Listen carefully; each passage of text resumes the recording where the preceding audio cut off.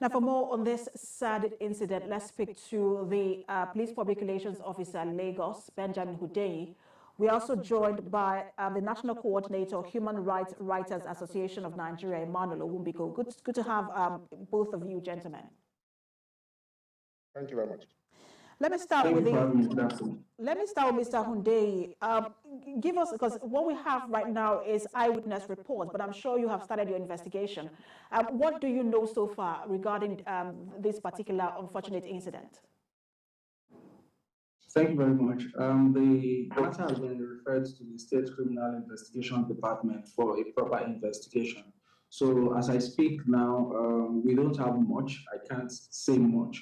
All we can say for a fact is that the police officer shot at the woman and she died at the hospital. So once the outcome of the investigation is out, we will make same public. All right.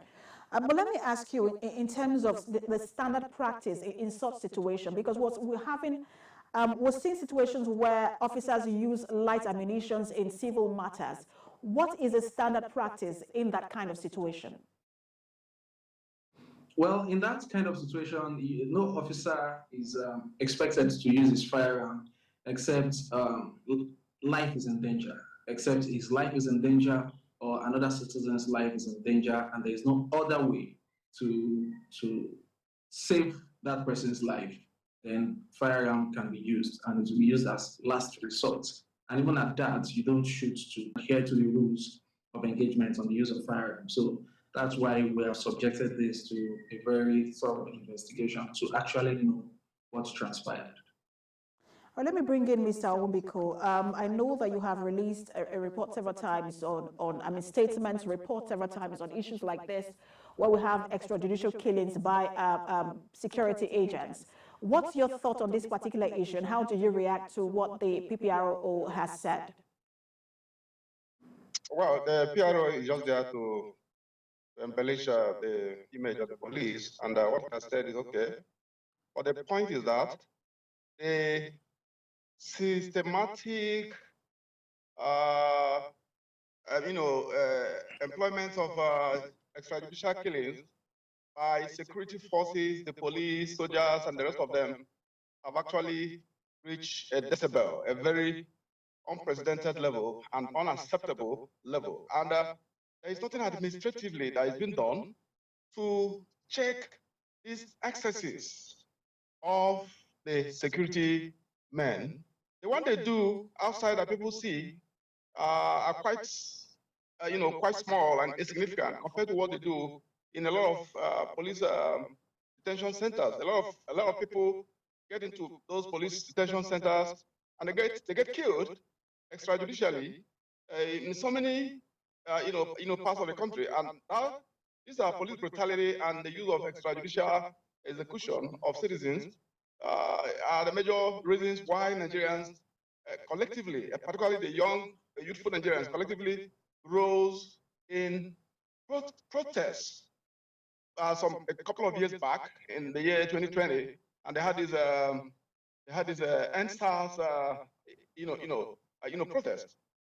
But it doesn't seem that the notorious members of these SARS were reportedly. They told us that it has been disbanded, but disbanding SARS and replacing SARS with a different kind of this is just like maybe just conducting a naming ceremony, and the mentality of the ordinary policeman is a very major problem. That the police hierarchy actually need to do something, some thorough take some kind of measures, very strong measures to ensure that any policeman that goes contrary to the rules of engagement is summarily dismissed. You don't need to tell us that the policeman has been arrested, and you didn't even name the policeman. Who is the policeman that killed this lady? In the UK, when a policeman misbehaves and is arrested, his name, his identity is made known to everybody. They tell the whole country, this is the policeman that did the crime. Meanwhile, the administrative measures are going on, and if the man is found guilty of extrajudicial killing, he's subjected to very, very severe kind of punishment, in the competent, court of law. And so many things happen. They disbanded SARS in Anambra State, particularly Oka. So many. Mr. Onwubiko, let me put you on hold. Let me put you on hold for just a minute. I want Mr. Hundeyin to respond to some of the things you've said, because these are the very concerns that Nigerians have in terms of how these issues are dealt with. It doesn't look like there is transparency, accountability, and justice even. And sometimes people are also wondering, why is this particular issue, why does it continue to happen? Why is anything not being done to ensure that it is nipped in the bud? And the question really is for you, Mr. Hundeyin. Yes, it's unfortunate that this has happened again. We were hopeful, we were hoping that this would have stopped.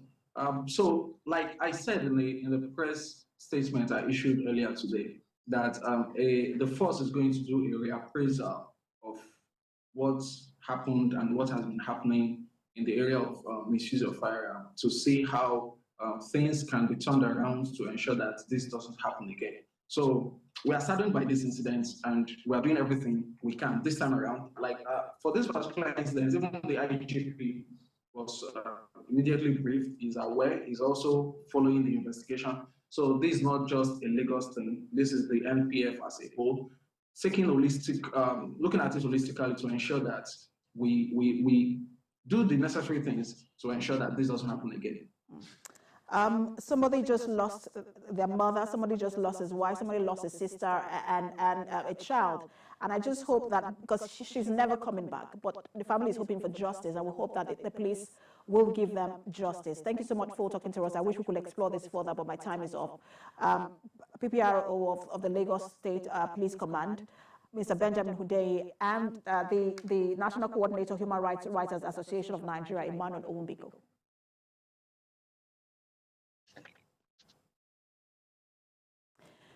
Now it's 26th December, known